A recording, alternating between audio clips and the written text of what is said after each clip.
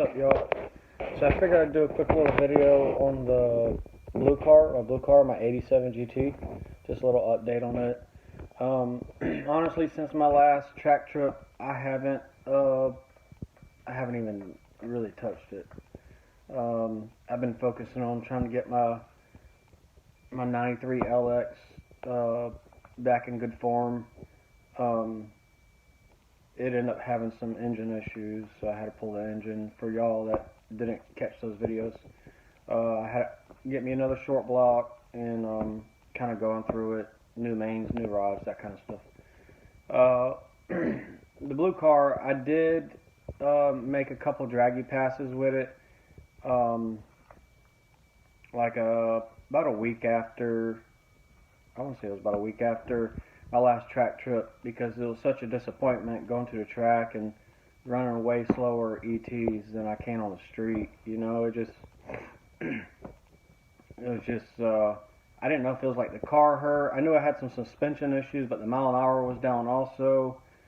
You know, even if it had a 2-second 60 foot or whatever 60 foot was at the track, the mile an hour should have still been there.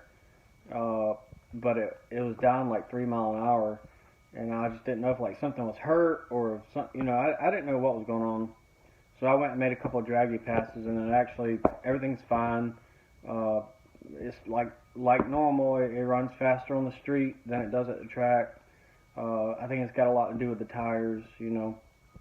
And I think that day the sun was beating down on the track pretty good, and my car was the first, like 2 cars down the track that day, but it was slick. Like the track was like super slick, like gooey basically, with the sun beating on it.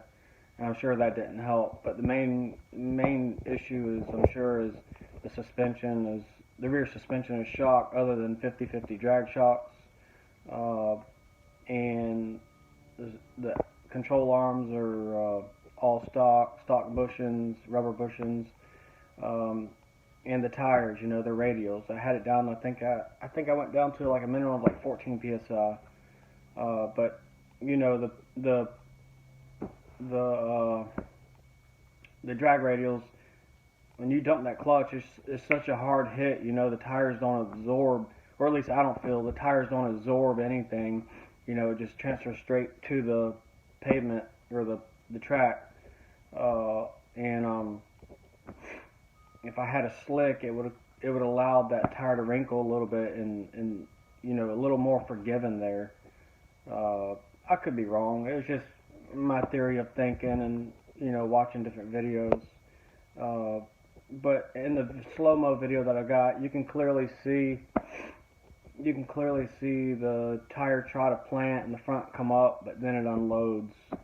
So it could just be a suspension issue, but I think some soft wall slicks would definitely help that too.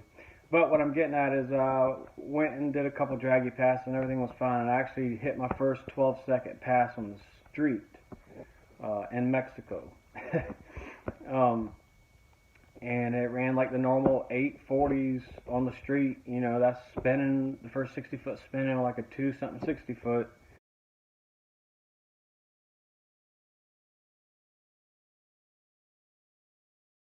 Mile an hour is good, 85, 86 mile an hour.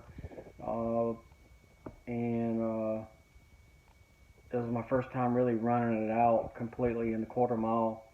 And it ran a 1291 or 1290. I'll put a screenshot up of what it ran.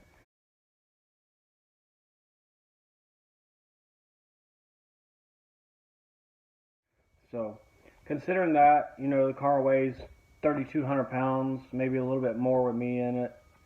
Or with me in it, it's 3,200 pounds or a little bit more. So, it is what it is. And I think the weather that day was like, I think it was right at like 80 degrees, 75, somewhere around there. So, and the DA was up a little bit. So, considering all that, I did hit my first 12-second pass with the car, which I'm pretty excited about. It gave me some, you know, showed some more potential and gave me some more, you know, it makes me want to work on the car more is what I'm getting at, to see what it really can do. my main struggle right now is that 60 foot. You know, if I can get a 60 foot figured out, it'd probably run 1250s if I had a guess on motor, and probably run, you know, 80s, 799. That's my goal, is a 799.